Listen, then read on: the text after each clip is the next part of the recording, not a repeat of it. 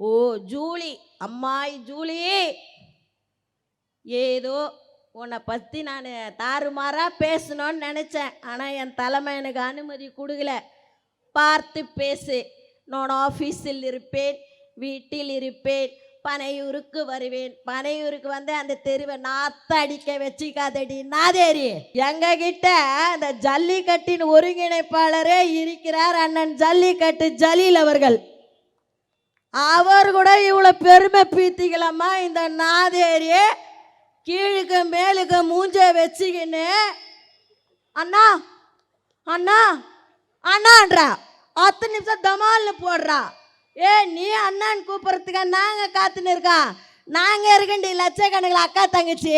இதுக்கப்புறம் இன்னொன்று வீணா போனது, வந்த உடனே பதிவு குத்துணுமா? எங்கள் விருப்பம், நாங்கள் வந்துக்கிறோம். இந்த நாதேரிக்கு வந்த உடனே கிரீடம் வச்சில்ல, செங்கோல் கொடுக்கலன்னா இது என்ன நியாயமா? இது பெண்களுக்கு அரசியல் தெரியாது, பெண்களுக்கு அரசியல் தெரியாது. எல்லா அரசியலையும் தெரியும். எப்போ வெளிப்படுத்தணுமோ அப்ப வெளிப்படுத்துவாங்க. கடைசி முதல்வர் ஸ்டாலின் அவர்களே, உங்களுக்கு ஒரு கேள்வி. நான் ஊழல் செய்ய மாட்டேன் என்று உங்களால் சொல்ல முடியுமா?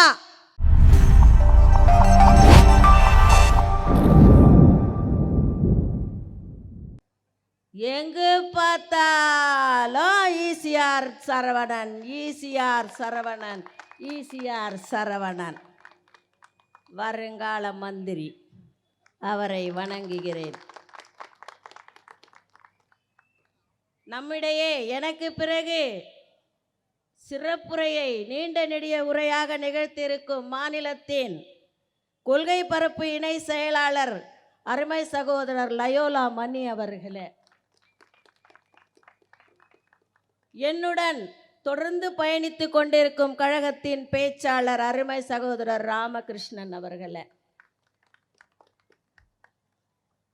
சட்ட வல்லுநர் மேகப்பிரியன் அவர்களே, நிகழ்ச்சியை தொடர்ந்து நடத்தி கொண்டிருக்கும் அருமை அண்ணன் நாராயணன் அவர்களே, அண்ணன் ஜெய் அவர்களே, டில்லி ஜெகதீஷன் அவர்களே, எப்போ பார் விட்டுடுறேன், மனசு கஷ்டமா இருக்கு, மற்றும் தளபதியின் நெஞ்சில் குடியிருக்கும் அனைவரையும், அவங்க பேர் சொல்ல இவங்க பேர் சொல்ல நினைக்காதீங்க, நமக்கு கொஞ்சம் டைம் கம்மியா இருக்கு, அனைவரையுமே வணங்குகிறேன். என்னதான் நடக்கும் நடக்கட்டுமே, இருட்டினில் நீதி மறையட்டுமே, தன்னால வெளிவரும் தயங்காதே, நம் தலைவர் இருக்கிறார் மயங்காதே, நம் தலைவர் இருக்கிறார் மயங்காதே.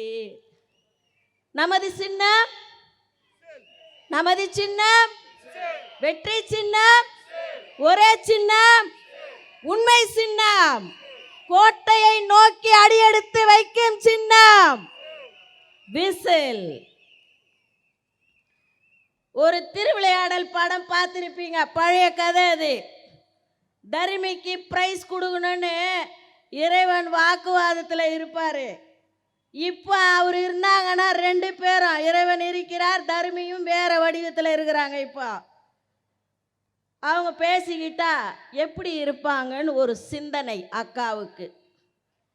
பிரிக்க முடியாதது எதுவோ திமுகவும் ஊழலும், பிரியக்கூடியது எதுவோ திமுகவும் கூட்டணியும், சேர்ந்தே இருப்பது ஈடியும் மந்திரிகளும், சேராமல் இருப்பது மாநிலமும் ஒன்றியமும், சொல்லக்கூடாதது ஓசி ஓசின்னு சொல்லக்கூடாது, சொல்லக்கூடியது மக்கள் வரி பணத்துல தான் செய்யறேன்னு சொல்லணும்.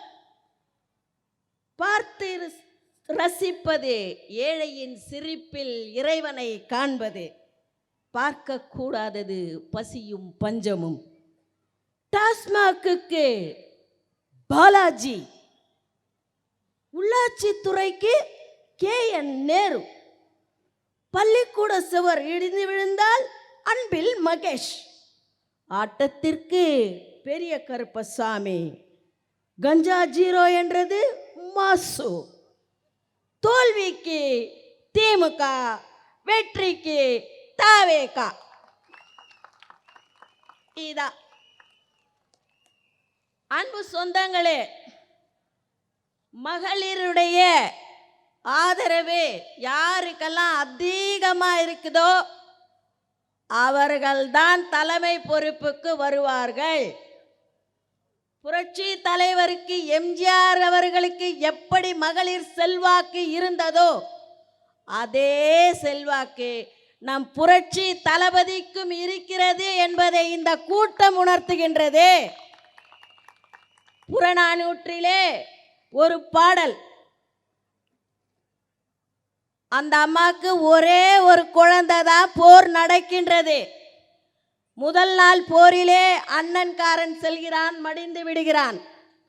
அடுத்த நாள் போரிலே கணவர் செல்கிறார், மறைந்து விடுகிறார். மூன்றாவது நாள் இருக்கின்ற ஒரு குழந்தையும் அந்த தாய் போர்க்களத்துக்கு அனுப்புகிறாள். போரில் சென்ற குழந்தை வீரமரணம் அடைகிறான். வீரமரணம் என்றால் மார்பில் புண் வாங்கி விழுவது. புறமுதுகில் புண் வாங்கினால் அது கோழை மரணம். குழந்தை மார்பில் புண் வாங்கி இறக்கின்றான். தாய் தேடிக்கொண்டு போர்க்களத்துக்கு செல்கிறாள். மகனே, எங்கே இருக்கிறாய் மகனே என்று தேடுகிறாள். தாயுள்ளம் அல்லவா? எதிரில் வந்தவன் இப்பொழுது இருக்கின்ற இந்த வாடகவாய் ஊடகக்காரன். எதிரில் வந்தவன் தவறுதலாக தாயிடத்திலே சொல்கிறான், உன் மகன் முதுகிலே புண்பட்டு இறந்து விட்டான் என்று போலி கருத்தை பரப்புகின்றான். அப்போதிலிருந்தே இந்த போலி கருத்தை பரப்புறவங்க இருக்கிறாங்க. இதைத்தான் சொல்றதுக்கு தான் இந்த கதையை சொன்னேன். தாய் போர்க்களம் நோக்கி செல்கிறாள், மகனை தேடுகின்றாள். பிணக்குவியலின் நடுவே குழந்தை வீழ்ந்து கிடக்கிறான், மார்பில் புண்ணோடு. சொல்கிறாள், மகனே, நீ வீரப்புண் வாங்கி இறந்த தொட்டுதான் உன்னை நான் ஏத்துக்கிறேன். நீ முதுகில் புண் வாங்கி இருந்தால் உனக்கு பால் கொடுத்த இந்த மார்பையை அறுத்தறிவேன் என்று சொன்ன வீர தாய்கள் நிறைந்த நாடு இது. பெண்களுக்கு அரசியல் தெரியாது, பெண்களுக்கு அரசியல் தெரியாது. எல்லா அரசியலையும் தெரியும். எப்போ வெளிப்படுத்தணுமோ அப்ப வெளிப்படுத்துவாங்க. நீங்க 5000 கொடுங்க, 10,000 கொடுங்க, 1,00,000 கூட கொடுங்க, வாங்கிக்குவோம். ஆனா ஓட்ட விசில் சின்னத்துக்கு தான் போடுவோம், இல்லையா? யாருக்குமா ஓட்டு போடுவீங்க? என்ன சின்னத்துக்குமா போடுவீங்க? போடுங்கம்மா ஒரு விசில. விசில். நம்ம தலைவர் சமீபத்தில் வேலூரில் நடந்த கூட்டணியில் கொள்கை பரப்புரையில் ஒன்று சொன்னார், கல்லா கூட்டணி. நான் தரப்பாக்கத்தில் நடந்த மீட்டிங்லேயே சொன்னேன்னா கவுன்சிலர்லாம் கல்லா கட்ட தொடங்கிட்டாங்கன்னு. இப்போ எல்லாருமே அங்கே கல்லா கட்ட தொடங்கிட்டாங்க. கல்லான்னா என்ன? துட்டு, டப்பு, கேஷு, மணி, காசு பணம் துட்டு, காசு பணம் துட்டு. நான் இவங்களுக்கு துட்டு தான் கனவு. மக்களை பற்றி நினைவுகளே இல்லா தொட்டு தான் தேர்தல் அறிவிக்கின்ற நாள் வரைக்குமே திட்டங்களை தீட்டிக் கொண்டு 10 லட்சம் கோடி கடனை வச்சுக்கிட்டு இதுக்கு இத்தனை கோடி, அதுக்கு இத்தனை கோடின்னு சொல்லிக்கிட்டு திரியிறாங்க. இதெல்லாம் நடக்குமா? இப்போ நம்ம தலைவர் சொன்ன அந்த வாக்குறுதி 3ஐ அனைவரும் சொல்ல விரும்புகிறேன். எங்கள் வாக்கு எங்கள் உரிமை. எங்கள் வாக்கை யாருக்காகவும் விற்க முடியாது. எங்களது சின்னம் விசில். சரி, தேர்தல் வாக்குறுதி என்ன கொடுத்தாங்க? வாக்குறுதி எடுத்த உடனே தலைவர் விக்கிரவாண்டியிலிருந்து இன்ற வரைக்கும் சொல்றது, மகளிருக்கும் குழந்தைக்கும் 100% பாதுகாப்பு. மகளிரின் பாதுகாப்பு உறுதி செய்யப்பட்ட ஒன்று. யாராவது இதை சொல்றாங்களா? நம்ம தலைவர் சொல்றாரு, ஏன் தமிழகம் பாதுகாப்பு இல்லாத ஒரு அரசாக செயல்பட்டு கொண்டிருக்கிறது. அதனால் அந்த வாக்கை அவர் பலப்படுத்தி கொண்டிருக்கிறார். ரெண்டாவது, ஸ்கூல்லெல்லாம் கதவுகளோடு கூடிய கழிப்பறை வசதிகள் இரண்டாவதாக. மூன்றாவதாக, காவல் நிலையங்கள் காவல் நிலையங்களாக இருக்கும், ஏவல் நிலையமாக மாறாதே. அது எவ்வளோ பெரிய விஷயம். காவல் நிலையம் காவல் நிலையமாக இருக்கணும். அப்போ தான் லாக்அப் டெத்து நடக்காது, இல்லைன்னா நடக்கும்.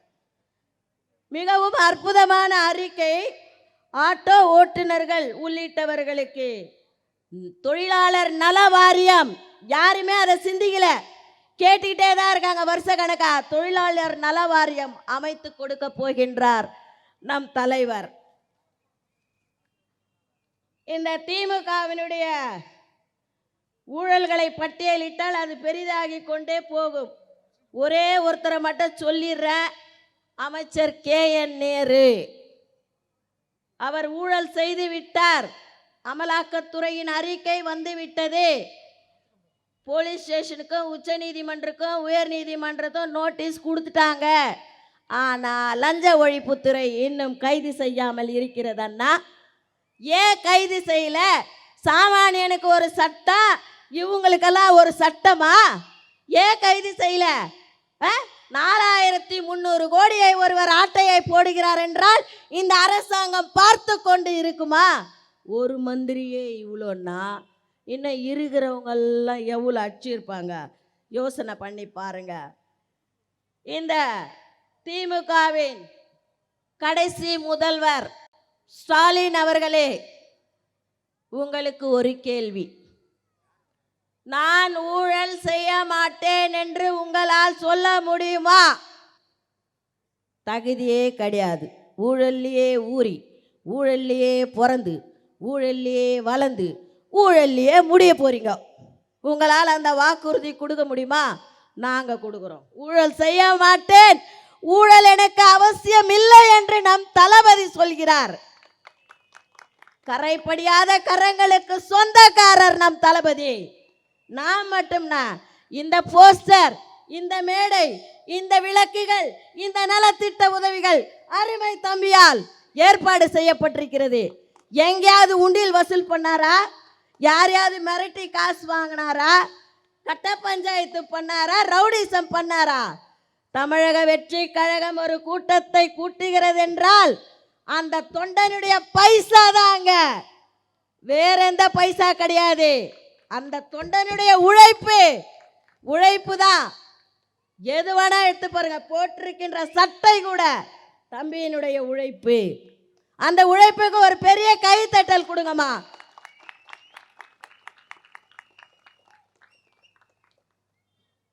இந்த விநாயகருக்கு பாட்டெல்லாம் எழுதுகிற பழக்கம் இருக்குதுண்ணா. விநாயகருக்கு ஒரு பாட்டு எழுதுனா அதில் 2 வரி சொல்லிடுறேன். அனலாசுரநகந்தை அழித்து நின்றவா, அனலாசுரநகந்தை அழித்து நின்றவா, அருகம்பிள்ளினை ஏற்று குளிர்ச்சி கொண்டவா. இது விநாயகருக்காக நான் எழுதின பாட்டு, பெரிய பாட்டு, 2 வரியில் முடிச்சுட்டேன்.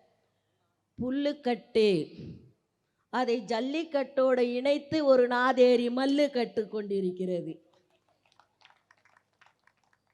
புல்லுன்னா என்ன? கொஞ்சம் எடுத்தாலும் அது புல்லு தான், பெருசாக எடுத்தாலும் அது புல்லு தான். இது இந்த நாதேரிக்கு ஏன் தெரியாமல் போயிடுச்சு? கதையை அனர்த்தமாக புரிஞ்சுக்கிச்சு. ஏன்னா அது இருக்கிற இடம் அப்படி. அப்போவே பெரியவங்க சொன்னாங்க, சேராத இடந்தனிலே சேர வேண்டான்னு. இது சேர்ந்துருச்சு. என்னவோ ஜல்லிக்கட்டின் காப்பி ரைட்டர் மாதிரி நான் ஜல்லிக்கட்டு, அந்த மாதிரி பேர் என்னப்பா? சூலியா, நீலியா, ஜூலியா. ஓ நீலி, நீலி அலங்காரி. ஓ ஜூலி, அம்மாய் ஜூலி. ஏதோ உன்னை பற்றி நான் தாறுமாறாக பேசணும்னு நினச்சேன். ஆனால் என் தலைமை எனக்கு அனுமதி கொடுக்கல. பார்த்து பேசு. நான் ஆஃபீஸில் இருப்பேன், வீட்டில் இருப்பேன், பனையூருக்கு வருவேன். பனையூருக்கு வந்து அந்த தெருவை நாத்த அடிக்க வச்சுக்காதடி நாதேரி. பனையூருக்குன்னு வர்றதுக்கு ஒரு தகுதி இருக்கணும். உனக்கு அந்த தகுதி இருக்குதா? ஓ, ஒன்றும் பிரச்சனை இல்லை, போய் உக்காரு. உக்காந்து நீ எத்தனை வருஷ காலம் உட்கார்ந்தாலும் உன்னால் ஒன்றும் செய்ய முடியாது. நீ புத்து பூந்து கரப்பாம்பூச்சி அது என்ன சொல்லுவாங்க, அந்த சித்தர்களெல்லாம் உக்காந்தா மணல் மேடாயி தலையை தூக்கி கடைசியில் தளபதி தளபதி தளபதி தேவையில்லாமல் பேசிவிட்டேன் தளபதி என்று நீ குரல் கொடுப்பாய். அப்பொழுதும் என் தம்பிகள் தான் அந்த கரையான் புற்றை கழட்டி உன்னை காப்பாற்ற போகிறார்கள். எங்க கிட்ட அந்த ஜல்லிக்கட்டின் ஒருங்கிணைப்பாளரே இருக்கிறார், அண்ணன் ஜல்லிக்கட்டு ஜலீல் அவர்கள். அவர் கூட இவ்வளவு பெருமை பீத்திக்கலாமா? இந்த நாதேரியே கீழுக்கு மேலுக்கு மூஞ்ச வச்சுக்கின்னு அண்ணா அண்ணா அண்ணான்றா, 10 நிமிஷம் தமால்னு போடுறா. ஏ, நீ அண்ணான்னு கூப்பிட்றதுக்கா நாங்கள் காத்துன்னு இருக்கோம்? நாங்கள் இருக்கண்டி லட்சக்கணக்கில் அக்கா தங்கச்சி நாங்கள் இருக்க. நீ நடி அண்ணா நொன்னா நின்னுக்கிற? எங்கே இருந்துன்னு அண்ணா நொன்னா? உன் கூடாரத்தில் இருந்துன்னு சொல்லு.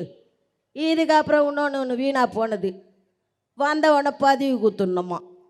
இதோ எங்கள் அண்ணெல்லாம் 30 வருஷம் 35 வருஷம் ஒழிச்சு ஆட்டோ ஓட்டி போஸ்டர் ஒட்டி படத்துக்கு பால் அபிஷேகம் பண்ணி டிக்கெட்டை இது பண்ணி தலைவா தலைவா தலைவா தலைவர் கட்சி ஆரம்பிப்பார்னு தெரியுமா? இல்லை, தலைவனுக்காக தலைவன் மேல் கொண்ட பாசத்திற்காக உழைப்பையே செலவிட்டு கொண்டிருந்தார்கள் அண்ணன் உட்பட எல்லாருமே.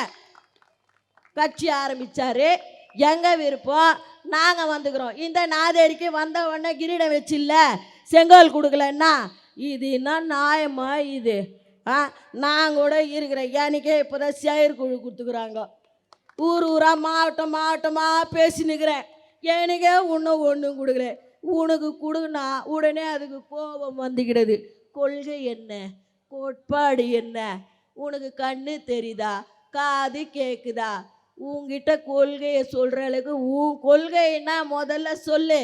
4 மொட்டை தட்டைய பக்கத்தில் வச்சுக்கின்னு அள்ளி சில்லெல்லாம் கூட வச்சுக்கின்னு நீ பல்லு காட்டினா நாங்கள் பாப்பாத்தானே காட்டுவோம். தாவேக்கா மகளிர்னா என்னவோ நினச்சிக்கினீங்க, சபைக்கு அடக்கமானவங்க. மவளை இறங்கினோம்னா ஏக்தம் கதம் கதம் தான் இல்லையா? பாரு, கைத்தட்டில் பாரு. வா, உனக்கு என்னன்னா பதில் வேணுமா? வரிசா இப்போதாம்மா வரிசா. இந்த பொழுது லைட்டு போட்ட ஒன்று வரும்ல, அது என்ன பூச்சிப்பா? ஏதோ ஒரு பூச்சி கச்ச கச்ச கச்சன்னு வரும். ஒரு கிருஷ்ணாவில் தடவி மாட்டினா டமுக்குன்னு போய் ஒட்டிக்கும், முடிஞ்சு போச்சு. அந்த மாதிரி பசு பசு பசு பசுன்னு வருதுங்க. கடை கடை கடை கடைன்னு உதவாயின் ஓடாது, ஒரே ஓடுதுங்க. இதெல்லாம் வானா பேசுறதுக்குன்னு ஒரு இது இருக்குது. ஏதோ ஒன்று எவனோ சொல்லிட்டான், ஒரு 200 ரூபாய் கொடுத்துட்டான்னா பேசிடுவீங்களா? அவங்க ஆம்பளைங்களா இருந்தால் அந்த 200 ரூபாய் தூக்கின்னு டாஸ்மாக் போயிடுவாங்க. உங்களுக்கு ஒன்றும் புரியல, ஒரு லிப்ஸ்டிக்கை ஒன்று பூசிக்கிறீங்க, ஒரு 2 பீஸை ஒன்று போட்டுக்கிறீங்க, பேட்டி கொடுக்க வந்துடுறீங்க. இது தேவையா? தமிழக வெற்றி கழகத்தின் இளைஞர் படைக்கு உங்களால் பதில் சொல்ல முடியுமா? தமிழக வெற்றி கழகத்தின் மகளிர் அணிக்கு உங்களால் பதில் சொல்ல முடியுமா? பார்த்து பேசுங்க. இன்னொரு மீட்டிங்கில் நிறைய பேசுகிறேன். ஏன்னா நீ ஆரம்பித்ததே லேட்டு. அதனால் எனக்கு கொடுத்த இந்த வாய்ப்புக்கு அண்ணனுக்கு நன்றி சொல்கிறேன். என்ன அனுப்பி வச்ச என்னுடைய மாவட்ட செயலாளர் தளபதி சிவா அவர்களுக்கு நன்றி சொல்லி வெற்றி விழாவில் மீண்டும் சந்திப்போம். நமது சின்னம் நமது சின்னம் நமது சின்னம் விசில் சின்னத்தை பார்த்து போடுங்கம்மா ஓட்டு. விசில் சின்னத்தை பார்த்து போடுங்கம்மா ஓட்டு. அண்ணனுடைய பரப்புரையிலே நான் ஒரு முடிவெடுத்துகிறேன். அதை அண்ணனிடம் சொல்லிவிட்டு செல்கிறேன். அது நடக்கும். என்ன தாரை தப்பட்டையோடு வரும்போது நாங்களும் ஆடுவோம்ல, நாங்களும் ஆடுவோம் இல்ல பரப்புரைக்கே. அப்பொழுது தெரியும் வட சென்னை தேவகியின் ஆட்டம். நன்றி, வணக்கம்.